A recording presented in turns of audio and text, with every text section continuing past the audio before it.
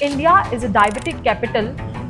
तो डायबिटीज होता क्या है? क्या ये सिर्फ शुगर की बीमारी है या कुछ और? इंडिया में हर 3 लोगों में से एक इंसान को डायबिटीज हो रहा है। क्यों इतना ज्यादा कॉमन हो गया इंडिया में डायबिटीज? डायबिटीज जो है वो ब्रेन को भी अफेक्ट कर रही है। अल्जाइमर्स की भी जो दिक्कत है वो भी देखी जाती है। ऐसा क्यों? बिल्कुल, जब डायबिटीज वर्स है यानी कि ब्लड में शुगर की मात्रा बढ़ी हुई है, यानी पुअरली कंट्रोल डायबिटीज है, तो बॉडी के हर सेल अफेक्ट होते हैं। तो ब्रेन में जहाँ बारीक बारीक ब्लड वेसल्स का जाल बिछा हुआ है, वहां पर जब ऐसा थिक ब्लड जाता है जिसमें हाई शुगर की मात्रा है, तो ब्रेन सेल्स डैमेज होने लगती है, इन्फ्लेमेशन वहां पे बढ़ जाता है और इसी कंडीशन को अल्जाइमर्स कहा जाता है। मैंने ये भी देखा है कि अगर कोई डायबिटिक पेशेंट है, कोई चोट लग जाती है तो वो जल्दी से ठीक नहीं होती है। ऐसा क्यों? कॉलेज लाइफ और एडल्ट जो लाइफ होती है उसमें ये कितना बढ़ता है और कितना रिस्क होता है, हम क्या क्या लापरवाही कर रहे हैं, क्या होता है ऑटो इम्यून और कैसे अपनी ही बॉडी के सेल्स पेनक्रियास को खत्म करने लगते हैं। जी, डायबिटीज में 2 बेसिक टाइप देखे जाते हैं, टाइप 1 और टाइप 2। टाइप 1 जो होती है वो इंसुलिन डिपेंडेंट डायबिटीज कही जाती है।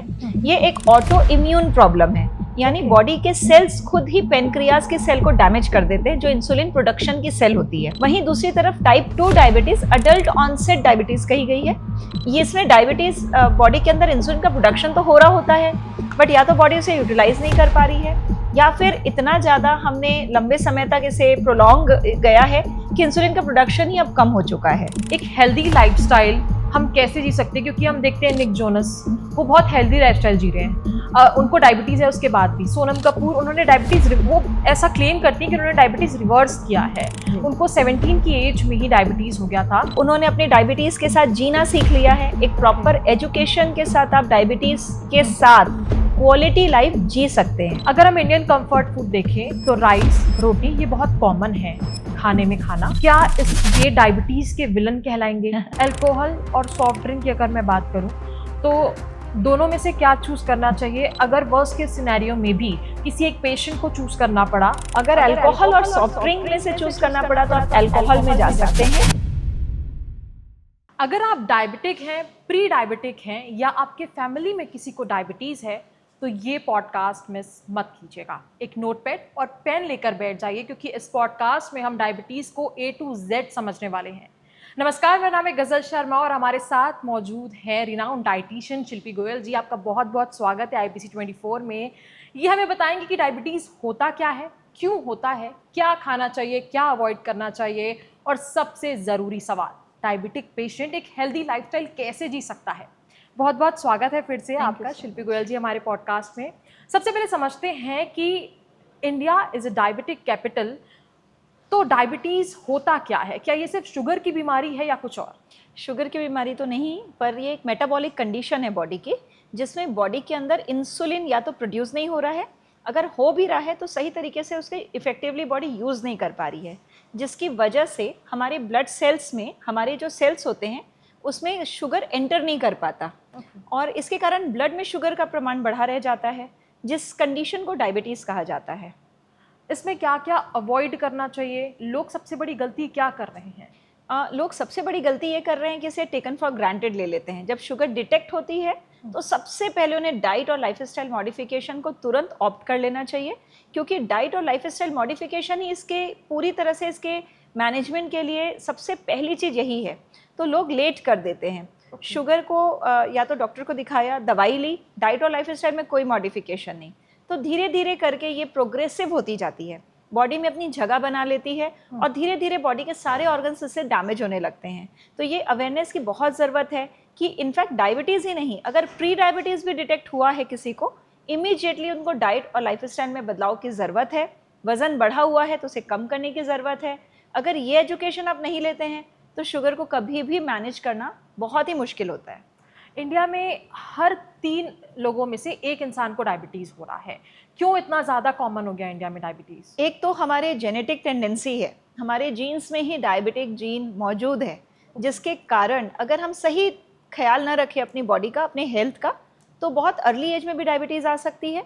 या फिर अगर आपने जब भी इसे, जितना आप इसे मेंटेन कर सकते हैं, लाइक हमारी बॉडी एक लोडेड गन की तरह है, ट्रिगर दबाना हमारे हाथ में है। तो अगर आपने अपनी डाइट, लाइफस्टाइल, अपनी चीज़ों का ध्यान नहीं रखा तो डायबिटीज़ तुरंत अपीयर हो जाती है। यही वजह है कि इंडिया में इतना ज़्यादा डायबिटीज़ का प्रेवलेंस है। आपने कहा कि डायबिटीज़ जो है हमारी जीन्स में है, इसका क्या मतलब है? और टाइप 1 टाइप 2 डायबिटीज़ क्या होता है? क्योंकि बहुत सारी अलग अलग तरीके की डायबिटीज़ हम देखते हैं पेशेंट्स में, ये क्या होता है? डायबिटीज़ में 2 बेसिक टाइप देखे जाते हैं, टाइप 1 और टाइप 2। टाइप 1 जो होती है वो इंसुलिन डिपेंडेंट डायबिटीज़ कही जाती है। ये एक ऑटो इम्यून प्रॉब्लम है, यानी बॉडी के सेल्स खुद ही पेनक्रियाज के सेल को डैमेज कर देते हैं, जो इंसुलिन प्रोडक्शन की सेल होती है। तो इंसुलिन प्रोड्यूस ही नहीं हो रहा होता है। ऐसे में ये इंसुलिन डिपेंडेंट डायबिटीज़ है, यानी इसे मैनेज करने के लिए, इसे कंट्रोल करने के लिए इंसुलिन एक्सटर्नली लेना पड़ता है। वहीं दूसरी तरफ type 2 diabetes adult onset diabetes कही गई है। ये इसमें डायबिटीज़ बॉडी के अंदर इंसुलिन का प्रोडक्शन तो हो रहा होता है, बट या तो बॉडी उसे यूटिलाइज नहीं कर पा रही है, या फिर इतना ज़्यादा हमने लंबे समय तक इसे प्रोलॉन्ग गया है कि इंसुलिन का प्रोडक्शन ही अब कम हो चुका है। तो ये स्टेज बाय स्टेज प्रोग्रेस होती है। और मैक्सिमम लोगों में टाइप 2 डायबिटीज़ ही देखने को मिलती है। आपने ऑटो इम्यून की बात कही, क्या होता है ऑटो इम्यून और कैसे अपनी ही बॉडी के सेल्स पेनक्रियास को खत्म करने लगते हैं? जी, हमारी बॉडी के अंदर एक इम्यून सिस्टम होता है, जिससे आप बॉडी का डिफेंस मैकेनिज्म समझ सकते हैं। ये जो भी हम खाते हैं, जो भी चीज़ हम करते हैं, जो भी चीज़ हमारी बॉडी के अंदर जाती है, चाहे वो बैक्टीरिया हो, वायरस हो, फूड हो, ये सेल्स हर एक चीज़ को बहुत बारीकी से एनालाइज करते हैं और जो हमारे शरीर के लिए नुकसानदायक चीज़ें हैं उसे डिस्ट्रॉय करते हैं। कभी कभी हमारा इम्यून सिस्टम ओवर रिएक्टिव हो जाता है, कंफ्यूज हो जाता है, और उसे हमारी बॉडी के खुद के ही सेल्स उसे एनिमी सेल्स लगने लगते हैं, जिसकी वजह से वो उसे डिस्ट्रॉय कर देता है। इसकी कई वजह हो सकती है, पोल्यूशन हो सकता है, इन्फेक्शन हो सकता है, हमारा खान पान, मोटापा खुद ऑटो इम्यून कंडीशन को ट्रिगर करता है। तो इस कंडीशन में हमारा अगर पेनक्रियाटिक के जो सेल्स होते हैं, जो इंसुलिन प्रोड्यूसिंग सेल्स होते हैं, जब वो डैमेज हो जाते हैं तो बॉडी इंसुलिन प्रोड्यूस कर ही नहीं पाती है, और ऐसे में पर्सन को टाइप 1 डायबिटीज़ हो जाता है। किसी भी एज में हो सकता है, एक छोटे बच्चे, नवजात बच्चे से लेकर के बड़े लोगों तक, कभी भी किसी भी एज में ये हो सकता है। गेस्ट्रेशनल डायबिटीज़ क्या होता है? जेस्टेशनल डायबिटीज़ यानी जो जेस्टेशन यानी प्रेगनेंसी टाइम पे डिटेक्ट होती है। तो यूजुअली बॉडी के अंदर जब अगर फीमेल बहुत ज़्यादा मेटाबॉलिक कंडीशन उसके अंदर मौजूद है, कोलेस्ट्रॉल डिरेंज है, वेट बढ़ा हुआ है, जब ऐसी फीमेल जब प्रेग्नेंट होती हैं तो एक सर्टेन टाइम पे उनकी बॉडी का जो शुगर होता है उसको कंट्रोल करने के लिए इनफ इंसुलिन उनकी बॉडी में ना तो सिक्रीट होता है, और अगर सिक्रीट हो रहा है तो बॉडी उसे सेंस नहीं कर पा रही है। ऐसे में उनको जेस्टेशन डायबिटीज़ होती है, जो 7th मंथ में यूजुअली डिटेक्ट होती है। बट अगर डायबिटीज़ की टेंडेंसी बहुत हाई है तो वो किसी भी समय डिटेक्ट हो जाती है, पर इसे भी प्रॉपर डाइट और न्यूट्रिशन की थ्रू हम मैनेज कर सकते हैं। तो ऐसा होता है डिलीवरी के बाद भी ये कंटिन्यू रहती है या फिर ख़त्म हो जाती है ऐसा? आइडियली जब बेबी डिलीवर हो जाता है तो ये डायबिटीज़ नहीं रहती बॉडी में, वापस चली जाती है। बट अगर किसी कारण से बॉडी के अंदर कंडीशन बहुत वर्स हैं तो कभी कभी ये रह भी जाती है। ये वापस कैसे चली जाती है, क्या मैकेनिज्म? जैसे ही वजन कम होता है, हमारे हार्मोन्स वापस से नॉर्मल आते हैं, तो ये डायबिटीज़ वापस चली जाती है। लेकिन फ्यूचर में ऐसे लोगों को डायबिटीज़ आना सर्टेन रहता है। तो ये एक तरह का इशारा है बॉडी का कि फ्यूचर में आपको डायबिटीज़ होने की टेंडेंसी बहुत हाई है। एक स्टडी पढ़ रही थी मैं, तो आजकल ये भी मैंने देखा है कि डायबिटीज़ जो है वो ब्रेन को भी अफेक्ट कर रही है। कैसे डायबिटीज़ जो है ब्रेन को अफेक्ट करती है, और अल्जाइमर्स की भी जो दिक्कत है वो भी देखी जाती है, ऐसा क्यों? बिल्कुल, जब डायबिटीज़ वर्स है, यानी कि ब्लड में शुगर की मात्रा बढ़ी हुई है, यानी पुअरली कंट्रोल डायबिटीज़ है, तो बॉडी के हर सेल अफेक्ट होते हैं। तो ब्रेन में जहाँ बारीक बारीक ब्लड वेसल्स का जाल बिछा हुआ है, वहाँ पर जब ऐसा थिक ब्लड जाता है जिसमें हाई शुगर की मात्रा है, तो ब्रेन सेल्स डैमेज होने लगती है, इन्फ्लेमेशन वहाँ पे बढ़ जाता है, और इसी कंडीशन को एल्जाइमर्स कहा जाता है। और ब्रेन सेल्स ही नहीं, हमारी रेटिना जहाँ पर बारीक नसों का जाल होता है, हमारी किडनी जहाँ पे बहुत बारीक वेसल्स होती हैं, तो ये सारी ही ऑर्गन्स हमारी हाई ब्लड शुगर से अफेक्ट होते हैं और धीरे धीरे डैमेज होने लगते हैं, जिसे न्यूरोपैथी, रेटिनोपैथी या नेफ्रोपैथी के नाम से जाना जाता है। इसमें क्या करना चाहिए? ब्लड शुगर कंट्रोल में रखना चाहिए, क्योंकि डायबिटीज़ एक बॉडी की कंडीशन है। अगर हमने ब्लड शुगर को कंट्रोल में रखा तो आप डायबिटीज़ के साथ पूरी ज़िंदगी क्वालिटी लाइफ जी सकते हैं। वहीं दूसरी तरफ अगर आपकी डायबिटीज़ कंट्रोल में नहीं है तो आपके बॉडी के हर ऑर्गन उससे धीरे धीरे साइलेंटली डैमेज होने लगते हैं। ओके, मैंने ये भी देखा है कि अगर कोई डायबिटिक पेशेंट है कोई चोट लग जाती है तो वो जल्दी से ठीक नहीं होती है, ऐसा क्यों होता है? डायबिटीज़ में ब्लड जो क्लॉटिंग फैक्टर्स होते हैं वो प्रॉपरली क्लॉट नहीं होते, वुंड हील नहीं होते, तो इसलिए ऐसा कहा जाता है कि ब्लड शुगर का कंट्रोल रहना बहुत ज़रूरी है। नहीं तो हमारा जो वुंड है वो हील नहीं होता, ब्लड क्लॉटिंग नहीं होता, तो ब्लड बहता चला जाता है। ओके। इस डायबिटीज़ रिवर्सिबल या ये एक मिसलीडिंग टर्म है?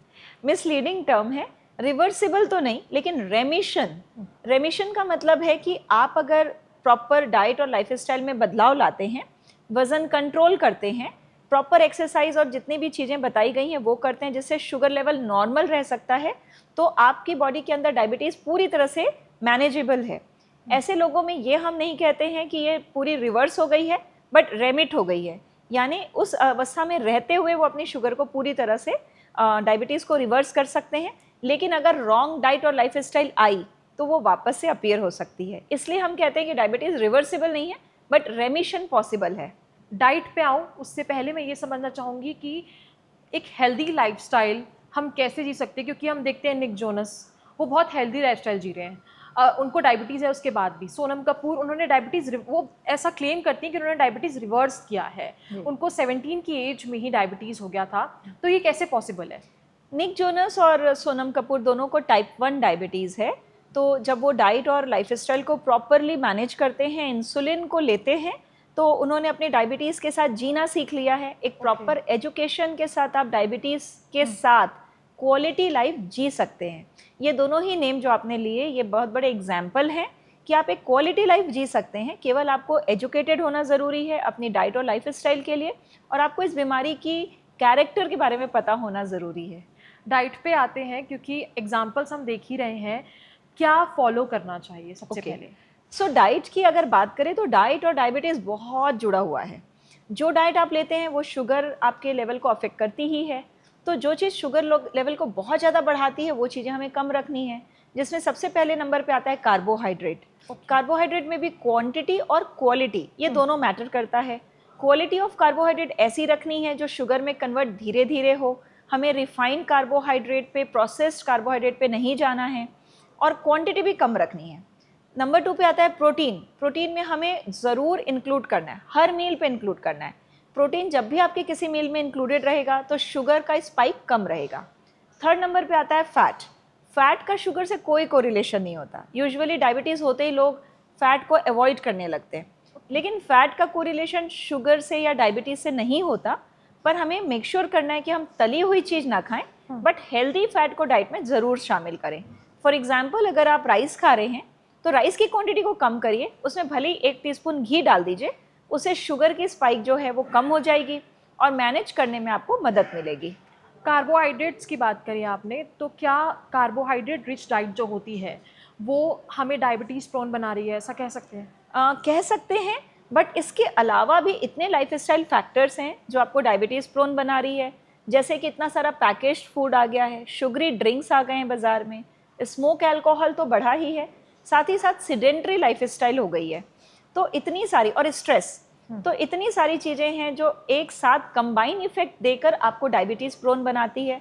हम नहीं कहेंगे कि कोई एक पर्टिकुलर फैक्टर आपको डायबिटीज़ दिला रहा है। अगर हम इंडियन कंफर्ट फूड देखें तो राइस, रोटी, ये बहुत कॉमन है खाने में खाना, क्या ये डायबिटीज़ के विलन कहलाएंगे? विलेन तो हम किसी भी फूड को नहीं मानते। बहुत बार लोग बोलते हैं मैंगो नहीं खाना है, लेकिन वहीं दूसरी तरफ वो मीठा बड़ी आसानी से खाते रहते हैं। तो विलेन तो हम किसी भी फूड को नहीं कहेंगे, बट उसको किस कॉम्बिनेशन में खाना है और किस टाइमिंग पे खाना है, ये बड़ा इंपॉर्टेंट है। जैसे जब भी आप राइस खाएं, राइस की क्वांटिटी को कम रखें, पोर्शन कंट्रोल करें, उसमें 1 टीस्पून आप घी मिला लें, दाल के साथ खाएं, दही के साथ खाएं, प्रोटीन ऐड करें, और साथ ही बहुत सारा फाइबर भी ऐड करें जो वेजिटेबल और सैलेड के फॉर्म पे हो सकता है। ठीक उसी तरह इंडियन ब्रेकफास्ट आइटम में जैसे पोहा खा रहे हैं, तो पोहा को प्लेन ना बनाएं, आप उसमें थोड़े वेजिटेबल्स ऐड करें, प्रोटीन के तौर पे उसमें पीनट्स ऐड कर सकते हैं या स्प्राउट्स, मूंग चने ऐड कर सकते हैं। तो इस तरह से कोई भी मील को जब आप कॉम्बिनेशन में लेते हैं तो सबसे मज़े की बात है कि वो शुगर को स्पाइक नहीं करता। रोटी को भी ले रहे हैं तो ज़्यादा वेजिटेबल लें, रोटी की क्वांटिटी को कम करें। मैंने बहुत सारे लोगों को देखा है जो 5-6 चपाती एक मील पे खा लेते हैं, तो ये आपकी लिबर्टी आप ना लें। अगर शुगर डिटेक्ट हो गई है तो कार्बोहाइड्रेट की क्वांटिटी और क्वालिटी दोनों इम्पॉर्टेंट है, उसे रिड्यूस करना इम्पॉर्टेंट है। हम ऐसा कह सकते हैं इसे कि आप राइस दाल ना खाएं, दाल राइस खाएं, जी। आप रोटी सब्जी ना खाएं, सब्जी रोटी खाएं। एग्जैक्टली ये बहुत अच्छी बात कही आपने कि राइस दाल ना खाएं, दाल राइस खाएं, और सब्जी रोटी ना खाएं, रोटी सब्जी ना खाएं, सब्जी रोटी खाएं। बिल्कुल बिल्कुल। चाय एक बहुत कॉमन चीज़ है, हर इंसान सुबह उठता है, अदरक वाली चाय बनाता है और बड़े शौक से पीता है। क्या चाय डायबिटिक पेशेंट को पीनी चाहिए, नहीं पीनी चाहिए? देखिए, अर्ली मॉर्निंग चाय पीना तो उनके लिए भी खतरनाक होता है, नॉर्मल पर्सन के लिए भी खतरनाक है, क्योंकि चाय तो पीते ही हैं, साथ में बिस्किट और रस्क भी खा लेते हैं। तो चाय में मौजूद मिल्क और शक्कर दोनों ही शुगर को स्पाइक करता है अर्ली इन द मॉर्निंग। तो बेड टाइम टी तो बिल्कुल अवॉइडेबल रखनी चाहिए। पर दिन भर में अगर 2 टीस्पून 2 कप चाय पी रहे हैं, छोटी छोटी कप, और उसमें शुगर या जैगरी या जो भी आप डाल रहे हैं वो कम रख रहे हैं, तो आपकी शुगर को दूसरी चीज़ों के साथ भी मेंटेन किया जा सकता है। ब्लैक टी या कॉफ़ी, और दूध वाली कॉफ़ी या ब्लैक कॉफ़ी, क्योंकि कहा जाता है ब्लैक कॉफ़ी पॉइजन मानते हैं लोग, लेकिन वो अमृत है, ये फैक्ट है कि नहीं? ब्लैक कॉफ़ी कर लेने से बेटर है, क्योंकि जब आप दूध वाली चाय कॉफ़ी पीते हैं तो अगेन आप थोड़ा सा शुगर स्पाइक तो कर रहे हैं। तो अगर आप ब्लैक टी या ब्लैक कॉफ़ी में शिफ्ट हो जाते हैं और दिन भर में उसकी भी क्वांटिटी 2 रखते हैं, तो ये ज़्यादा बेटर है, क्योंकि आपकी शुगर को स्पाइक नहीं करेगा। Okay, 2 black coffee per day, 2 black coffee या 2 black T in a day is fine. Okay, ऐसा ही अगर दूध वाली चाय पी रहे हैं तो दिन में कितनी बार पीनी चाहिए? 2 बार, ये भी 2 बार ही होनी चाहिए। मिल्क कम ऐड करें, शुगर कोशिश करें कि न ऐड करना पड़े। बट अगर आप शुगर ले रहे हैं तो आप अभी कुछ natural stevia, monk fruit sweeteners भी मौजूद हैं जो आपके शुगर को स्पाइक नहीं करते हैं। आर्टिफिशियल स्वीटनर तो लेने से बचना है। अगर कुछ भी नहीं कर पा रहे हैं तो थोड़ी सी जैगरी डालकर आप पी सकते हैं। आपने टाइप 2 डायबिटीज़ की बात कही। टाइप 2 डायबिटीज़ में हमने डिस्कस किया कि स्टेप बाय स्टेप जो है ये बिल्ड होता है। एक इंसान की लाइफ में ऐसा कौन सा स्टेज आता है जब डायबिटीज़ स्पाइक शुरू हो जाता है? ये बहुत ही अच्छा सवाल है। ये स्टेज कोई सा भी हो सकता है, यानी छोटे बच्चे के बॉडी में भी ये प्रॉब्लम शुरू हो चुकी रहती है। तो हमें हर एज में अपनी डाइट का ख्याल रखना तो बहुत ज़रूरी है। जैसे ही हमारा वज़न बढ़ने लगता है, या मान लो वज़न नहीं भी बढ़ा और आप बहुत एक्सेसिवली शुगर कंज्यूम कर रहे हैं, प्रोसेस फूड कंज्यूम कर रहे हैं, तो आपका लिवर फैटी होने लगता है। अल्कोहल लेने वालों का भी लिवर फैटी होने लगता है। वही एक स्टेज है जहाँ से आपकी डायबिटीज़ की जर्नी की शुरुआत हो जाती है। जैसे ही आपका फैटी लिवर होता है, बॉडी के अंदर एक कंडीशन डेवलप होती है जिसे कहा जाता है इंसुलिन रेजिस्टेंस। ये फैटी लिवर को आप डिटेक्ट कर सकते हैं अपने विसरल फैट के एनालिसिस से। आपके एब्डोमेन के पास फैट का एक्यूमुलेशन ज़्यादा होता है। आप देखेंगे किसी भी पर्सन को एब्डोमेन के पास फैट ज़्यादा है, पूरी बॉडी स्लिम है, बट उसका बेली फैट या एब्डोमिनल फैट ज़्यादा है। एक मशीन आती है जिससे आप विसरल फैट नाप सकते हैं। अदरवाइज सोनोग्राफी के थ्रू भी फैटी लिवर को आइडेंटिफाई किया जा सकता है। तो जैसे अगर आपको फैटी लिवर डिटेक्ट हुआ, इसे हल्के में नहीं लेना है, क्योंकि आपकी बॉडी के अंदर प्री डायबिटीज़ की कंडीशन सेट इन हो चुकी है, जिसे कहा जाता है इंसुलिन रेजिस्टेंस। ये वो कंडीशन है जब बॉडी इंसुलिन को इफेक्टिवली यूज़ नहीं कर पा रही है। तो रिस्पॉन्स में पेनक्रियाज ज़्यादा इंसुलिन सिक्रीट करता है, क्योंकि उसे लगता है कि ब्लड में शुगर बढ़ा हुआ है, बॉडी इंसुलिन को सेंस नहीं कर पा रही है, तो ज़्यादा इंसुलिन भेजा जाता है। जब ये ज़्यादा इंसुलिन भेजते भेजते एक टाइम पे पेनक्रियाज एग्जॉस्ट हो जाता है और इंसुलिन का ओवरऑल प्रोडक्शन कम हो जाता है, तब आपकी बॉडी में शुगर हर समय ही बढ़ी हुई रहने लगती है। तो ये डायबिटीज़ के अलग अलग स्टेजेस हैं जिसकी मैंने आपको चर्चा की। बिल्कुल। कॉलेज लाइफ और एडल्ट जो लाइफ होती है उसमें ये कितना बढ़ता है और कितना रिस्क होता है, हम क्या क्या लापरवाही कर रहे हैं? कॉलेज लाइफ में आप बहुत सारी लापरवाही करते हैं, आप बहुत सारा हैंग आउट करते हैं, बाहर का फूड खाते हैं, गलत टाइमिंग पे सोते हैं, गलत टाइमिंग पे उठते हैं, और फिर इस समय करियर का स्ट्रेस भी पीक पे होता है। तो मेरे ख्याल से इस समय जब आप बहुत ज़्यादा ढिलाई डालते हैं अपने डाइट और लाइफ स्टाइल में, और साथ में बढ़ा हुआ वज़न, स्मोकिंग, अल्कोहल, ये सब आपके लिए एक रिस्क फैक्टर क्रिएट कर देता है कि आपको आजकल बहुत अर्ली एज में डायबिटीज़ डिटेक्ट हो जाती है। 30 की एज में, 40 की एज में टाइप 2 डायबिटीज़ आपको डिटेक्ट होने लगती है। ओके, हम बार बार एक शब्द का इस्तेमाल कर रहे हैं, प्री डायबिटिक।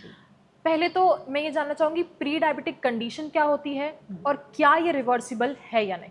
प्री डायबिटिक एक ऐसी कंडीशन है जब हम अक्सर इग्नोर कर देते हैं। लाइक ब्लड रिपोर्ट में आपका HbA1c 6 या 6 के आसपास आता है, डॉक्टर आपको कहता है कि प्री डायबिटीज़ आई है, और आप उसे ये सोच के इग्नोर कर देते हैं, ठीक है अभी तो दवाई की ज़रूरत नहीं है।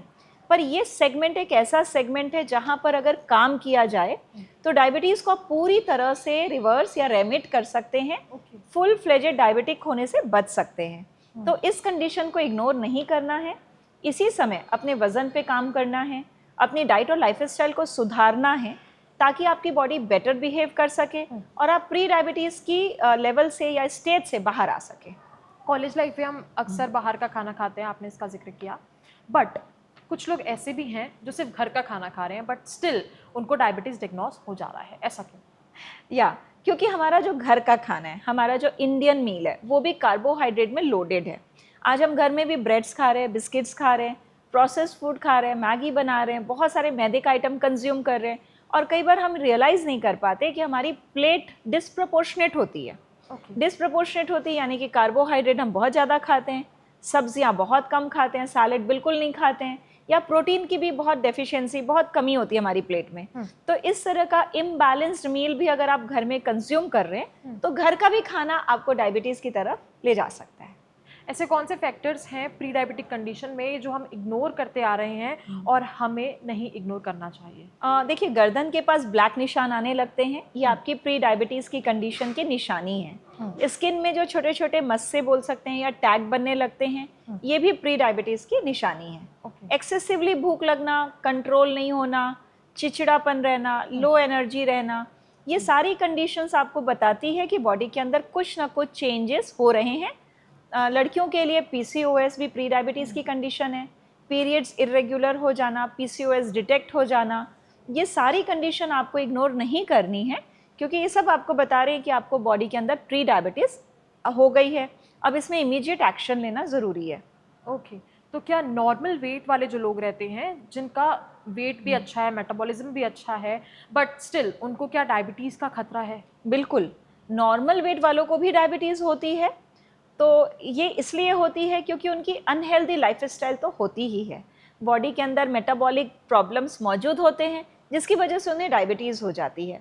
ऐसे केसेस को लीन डायबिटीज़ कहा जाता है, लेकिन इनके ऊपर भी काम उसी तरह से किया जाता है जिस तरह से हम नॉर्मल ओबीज डायबिटीज़ के ऊपर काम करते हैं। अच्छा। इनके भी खान पान में उचित बदलाव किया जाता है, कॉम्बिनेशन करेक्ट किए जाते हैं, तब उनको भी वैसा ही रिजल्ट मिलता है कि डायबिटीज़ इनकी मैनेज और कंट्रोल हो जाती है। ओबीस पेशेंट्स की आपने बात की, क्या obesity is the mother of diabetes?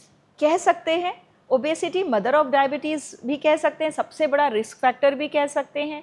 And definitely जिस तेज़ी से हमारा इंडिया ओबेसिटी की तरफ आगे बढ़ रहा है, तो हम ओबेसिटी और डायबिटीज़ को मिलाकर एक टर्म कहते हैं डायबेसिटी।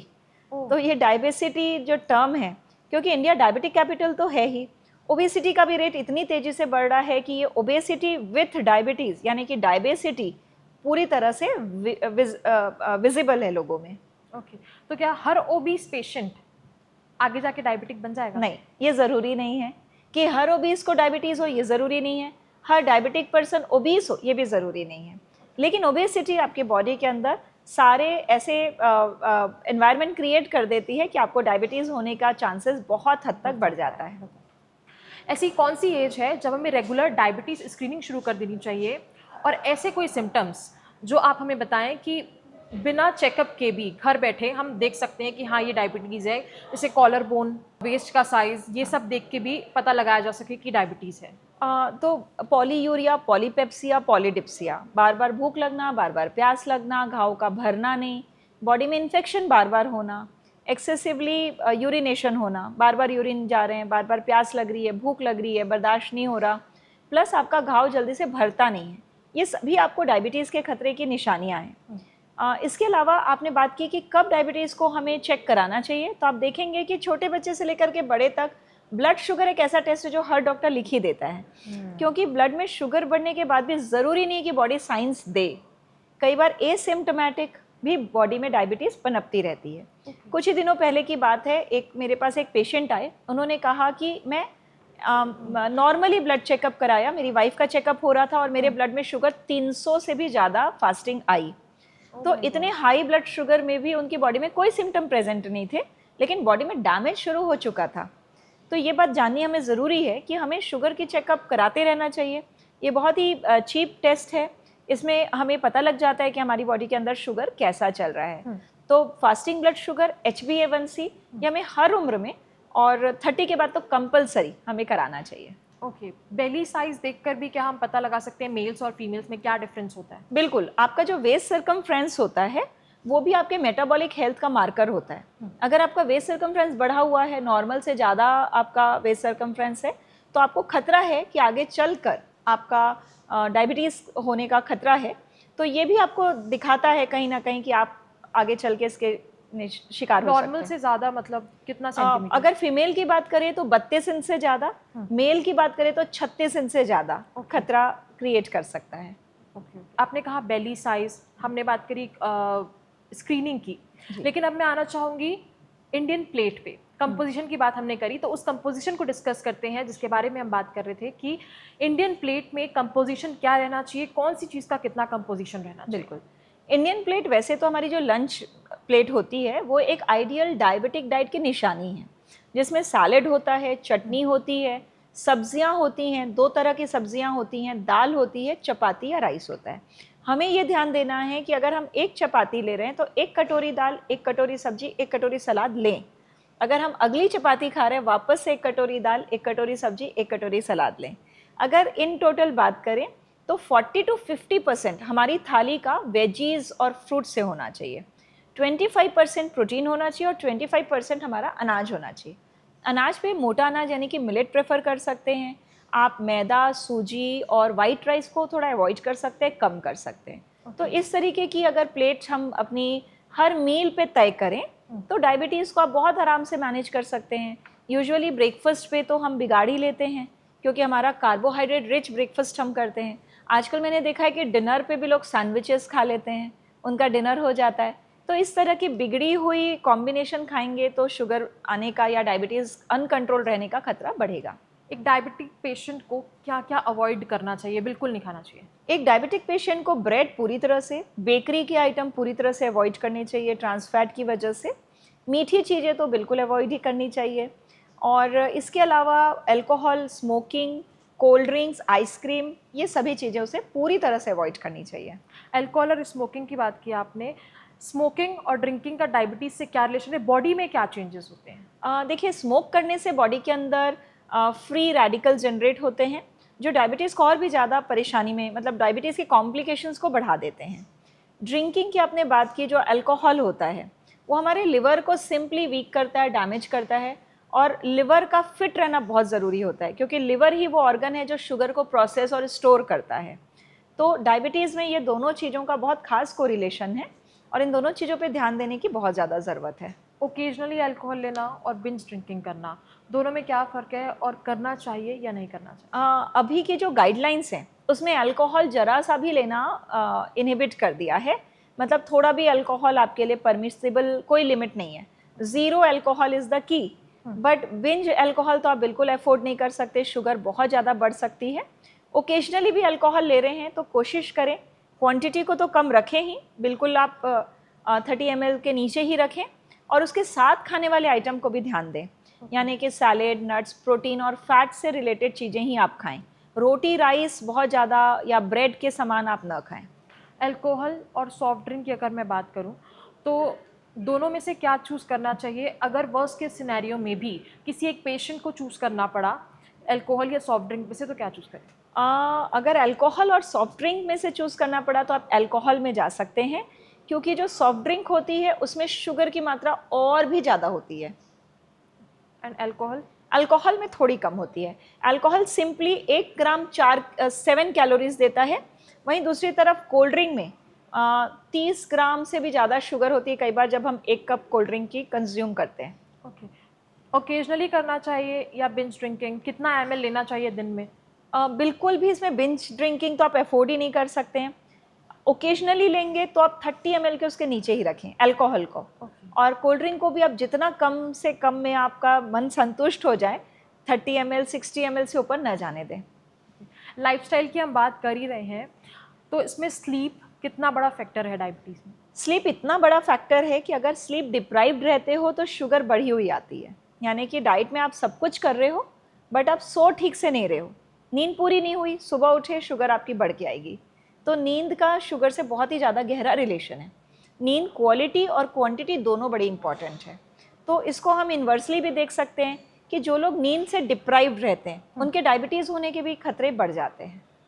जो लोग अच्छी डाइट ले रहे हैं और नींद उतनी अच्छी नहीं ले रहे हैं तो भी चांसेस हैं उनको डायबिटीज़ होने के? जी, क्योंकि स्लीप बड़ा इंपॉर्टेंट रोल प्ले करता है और स्लीप के साथ साथ एक फैक्टर और जुड़ जाता है, स्ट्रेस। जब भी आप स्ट्रेस करते हैं आपके ब्लड में शुगर रेज हो जाता है।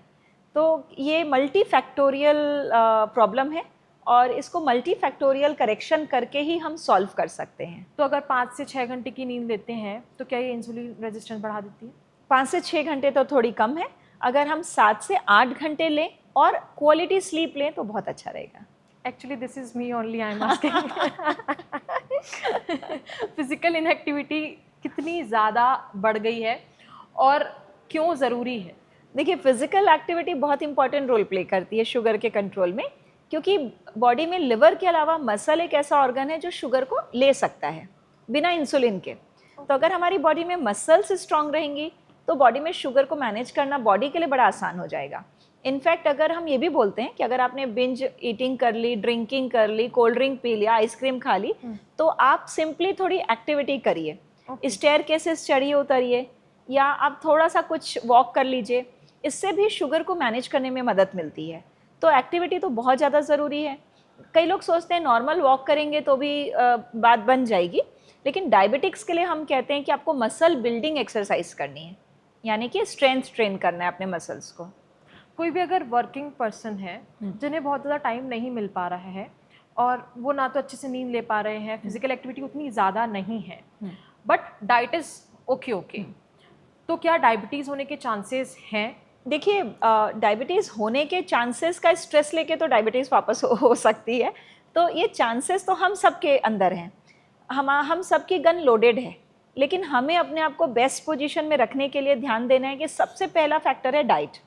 सेकेंड फैक्टर है कि आपको अच्छी नींद लेनी है। अगर 4 से 5 घंटे में भी आप फ्रेश उठ रहे हैं तो that is sufficient. Third number में वाटर इनटेक। फोर्थ नंबर पे स्ट्रेस नहीं लेना है हमें मेंटली प्लेजेंट एनवायरनमेंट पे रहना है, क्योंकि आपकी काम की भी एफिशिएंसी इसी बात पे डिपेंड करती है कि आप अंदर से कितना हेल्दी महसूस कर रहे हैं।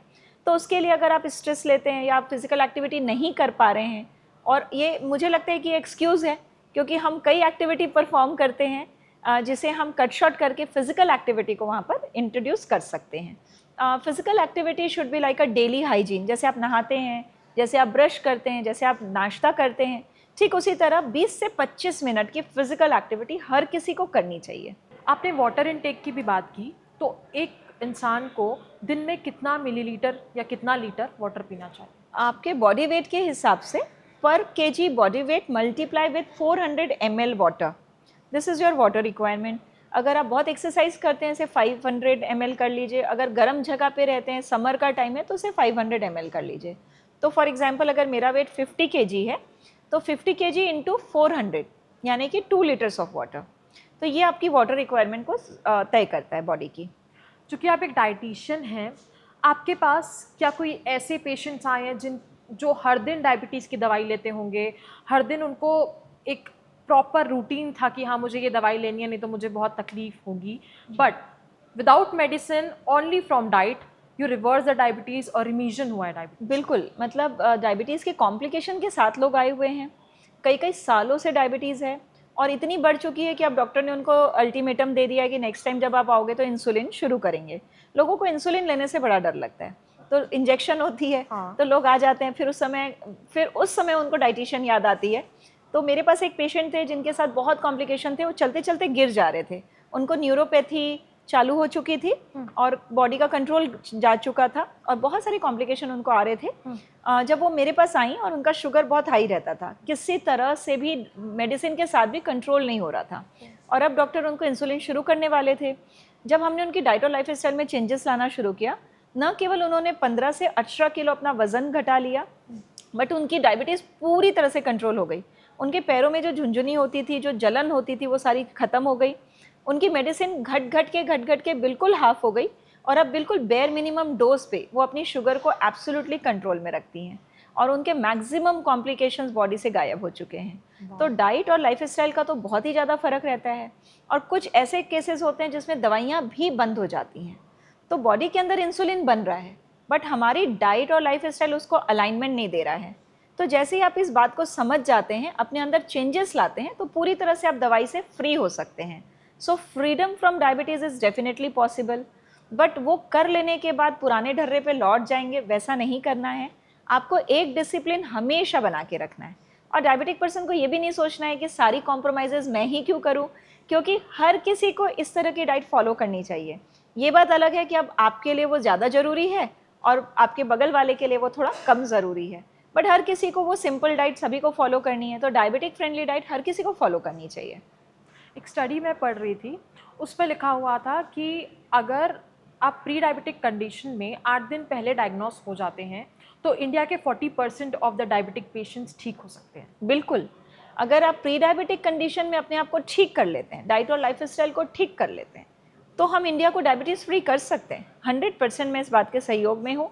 यही वो लोग हैं जिनको हमें ठीक करने की ज़रूरत है, क्योंकि ये लोग बड़ी आसानी से नॉन डायबिटिक रेंज पे आ सकते हैं। तेल खाने से डायबिटीज़ ज़्यादा होती है as compare to ghee and butter? तेल, घी और बटर तीनों का शुगर पे कोई रिस्पॉन्स नहीं होता। ये हमारी शुगर को अनअफेक्टेड रखती है, हमारी डायबिटीज़ को अनअफेक्टेड रखती है। ओनली थिंग कि डायबिटीज़ के साथ ओबेसिटी अक्सर देखी जाती है, तो तेल, घी और बटर ये ओबेसिटी को बढ़ाने के लिए जिम्मेदार हो सकते हैं, क्योंकि कैलोरीज की मात्रा इसमें ज़्यादा रहती है। अदरवाइज डायबिटीज़ में इसका कोई असर नहीं है। अगर हमें तीनों में से कोई एक चूज़ करना पड़े तो? सबसे फर्स्ट प्रेफरेंस बटर को देंगे, क्योंकि इसमें थोड़ा वाटर भी मिक्स होता है। नेक्स्ट लेवल पे हम घी को प्रेफर करेंगे, और थर्ड पे हम तेल को, और उसमें भी रिफाइंड तेल को अवॉइड करने बोलेंगे। थोड़ा सा जो फिल्टर्ड है या कोल्ड प्रेस्ड ऑयल है उन्हें हम प्रेफर करेंगे। जैसे कि बहुत सारे ऑयल मौजूद हैं। आप कोल्ड प्रेस्ड या फिल्टर्ड वैरायटी में आप पीनट ऑयल ले सकते हैं, फ्लैक्सीड ऑयल, तिल का तेल, कोकोनट ऑयल, मस्टर्ड ऑयल, ये सभी ऑयल अच्छे हैं। डायबिटीज़ पेशेंट के लिए आइडियल इंडियन प्लेट कैसी होनी चाहिए? Full of fibre and protein. Veg और नॉन वेज डाइट में डायबिटीज़ के लिए कोई सिग्निफिकेंट डिफरेंस है कि नहीं? वेज और नॉन वेज दोनों ही डाइट बहुत अच्छी है, केवल हमें कॉम्बिनेशन करेक्ट रखना है। अगर नॉन वेज खा रहे हैं तो सही कॉम्बिनेशन में खाएं, वेजिटेरियन डाइट खा रहे हैं तो भी सही कॉम्बिनेशन में खाएं। वीगन लोग जल्दी ठीक होते हैं डायबिटीज़ से? ये बिल्कुल गलत बात है, क्योंकि वीगनिज्म का डायबिटीज़ से खास रिलेशन नहीं है। वीगन आप बनना आपकी चॉइस है, इसको भी प्रॉपर डाइटरी गाइडेंस के साथ या डाइटिशियन की गाइडेंस के साथ ही आप फॉलो करें। फ्रूट्स डायबिटीज़ में फ्रेंड है या एनिमी है? फ्रूट तो फ्रेंड है, बट फ्रूट जूस एनिमी है। क्यों ऐसा? क्योंकि फ्रूट जूस में से फाइबर हट जाता है, तो ये शुगर को स्पाइक कर देता है। वहीं दूसरी तरफ फ्रूट विथ फाइबर आप खाएंगे तो आपका शुगर स्पाइक नहीं होगा। क्या कोई सुपर फूड डायबिटीज़ को कंट्रोल कर सकता है? ऐसा कोई भी सुपर फूड नहीं है जो पूरी तरह से डायबिटीज़ को कंट्रोल कर दे। बहुत सारे लोग जूसेस पीते हैं, अलग अलग मार्केटेड जूस जो होते हैं, लेकिन ऐसी कोई चीज़ नहीं है जो डायबिटीज़ को रिवर्स कर सके। लेकिन अगर आपने ओवरऑल सारे फैक्टर्स पे काम करना शुरू किया तो आप अपनी शुगर को पूरी तरह से मैनेज कर सकते हैं। डायबिटीज़ में सबसे बड़ा एनिमी क्या है? शुगर। शुगर ही प्रॉब्लम है या रिफाइंड कार्बोहाइड्रेट्स भी उतने ही डेंजरस हैं? रिफाइंड कार्बोहाइड्रेट जिसमें ब्रेड, पास्ता, मैगी, आपके सारे ब्रेकफास्ट सीरियल्स आते हैं जो कि आपकी शुगर को बढ़ा देते हैं। गुड कार्ब्स में हम क्या क्या ले सकते हैं? गुड कार्ब्स में मैं कहूँगी मिलेट्स हैं हमारे, बहुत सारे होल ग्रेन में आपकी साबुत दालें हैं, साबुत मूंग, चने, स्प्राउटेड, ये सभी गुड कार्ब्स हैं। अगर डायबिटिक पेशेंट को चीट मील देनी हो तो क्या होगी? चीट मील में वो बहुत सारी चीज़ें खा सकते हैं। वो एक हेल्दी फैट के साथ वो एक रोटी पिज़्ज़ा खा सकते हैं, जिसकी रेसिपी आपको मेरे यूट्यूब चैनल पे मिल जाएगी। वो एक हेल्दी सैंडविच खा सकते हैं जो कि अगेन रोटी के बेस में बना होगा, और बहुत सारी चीज़ें वो एंजॉय कर सकते हैं। इनफैक्ट डायबिटिक डाइट एक नॉर्मल डाइट के जैसी ही दिखती है। अगर किसी को आज से डायबिटीज़ प्रिवेंट करनी है तो वो 5 हैबिट्स कौन सी अप्लाई करेंगे? सबसे पहला काम डाइट में से, अपने दिनचर्या में से वो शुगर और मीठे जो खा रहे थे, जो बाज़ार में अवेलेबल मीठे हैं, उसे पूरी तरह से रिमूव करें। बिस्किट या प्रोसेस्ड बेकरी आइटम खा रहे हैं वो रिमूव करें। थर्ड, हर मील में प्रोटीन को शामिल करें। फोर्थ, वो वेजीज़ की क्वांटिटी को 4 गुनी कर लें डाइट में। फिफ्थ, वो नट्स और हेल्दी फैट भी डाइट में इंक्लूड करें। और मेथी दाना, सौंफ, अजवाइन, ये सभी चीज़ें भी अच्छे हर्ब्स हैं, उसे भी डाइट में शामिल करें। ओके, डायबिटीज़ और स्टोन का, किडनी स्टोन का कोई रिलेशन है? डायबिटीज़ और किडनी स्टोन का तो बहुत रिलेशन नहीं है, बट किडनी स्टोन कम पानी पीने की वजह से ट्रिगर होता है। तो जब आपके अंदर, बॉडी के अंदर टॉक्सिसिटी का लोड बढ़ता है तो एक के बाद एक परेशानियां देखने को मिलती ही हैं। अगर किसी पेशेंट को डायबिटीज़ डायग्नोस हुई है तो पहले 30 दिनों में उसे क्या करना चाहिए? पहले 30 दिनों में अपने वज़न को कम करने पे काम करना शुरू करना चाहिए। तो अपने वज़न को आइडियल रेंज पे लाना चाहिए, अपने सोने उठने के टाइमिंग्स को सही करना चाहिए, लेट नाइट खाना खा रहे हैं उसे ख़त्म करना चाहिए, जल्दबाजी में खाना खाते हैं उसे ख़त्म करना चाहिए, प्रोसेस्ड फूड डाइट में से हटाने हैं और साबुत और नेचुरल चीज़ों को डाइट में जगह देनी है। शुगर, हनी, गुड़ या आर्टिफिशियल जो स्वीटनर होते हैं, इनमें से क्या चूज़ कर सकते हैं? गुड़ चूज़ कर सकते हैं क्योंकि आर्टिफिशियल स्वीटनर भी नुकसान करते हैं, लेकिन कुछ नेचुरल स्वीटनर्स मौजूद हैं अभी बाज़ार में, जैसे monk fruit sweetener, stevia, allulose, erythritol, ये अलग अलग ब्रांड में आते हैं।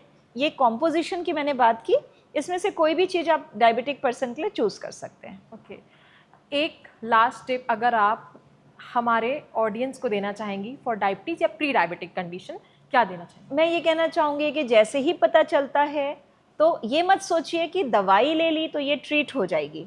दवाई आपके लक्षणों को मैनेज कर रही है, आपको अपनी डाइट और लाइफस्टाइल पे काम करना ही पड़ेगा। अगर डायबिटीज़ को पूरी तरह से बॉडी के अंदर ख़त्म करना चाहते हैं, उसे मेंटेन करके क्वालिटी लाइफ जीना चाहते हैं, तो बॉडी के अंदर डाइट में और लाइफस्टाइल में उचित बदलाव ज़रूर करें, इसे इग्नोर मत करें। तो ये थी हमारे साथ शिल्पी गोयल जी, जिन्होंने A to Z हमें समझाया कि आपको डायबिटीज़ में क्या खाना चाहिए, क्या नहीं खाना चाहिए। अगर आपके कोई सवाल हो तो हमें कमेंट करके ज़रूर पूछिएगा। ये वीडियो आपको कैसा लगा ये भी हमें बताइएगा। इसके साथ ही अगले एपिसोड के लिए तैयार हो जाइए, क्योंकि अगला एपिसोड है लीवर हेल्थ के ऊपर। ये एपिसोड आपको कैसा लगा हमें कमेंट करके बताइएगा। बहुत बहुत थैंक यू आपका। Thank you so much. And आपका भी बहुत बहुत शुक्रिया इस एपिसोड को देखने के लिए। बने रहिए IBC 24 के साथ।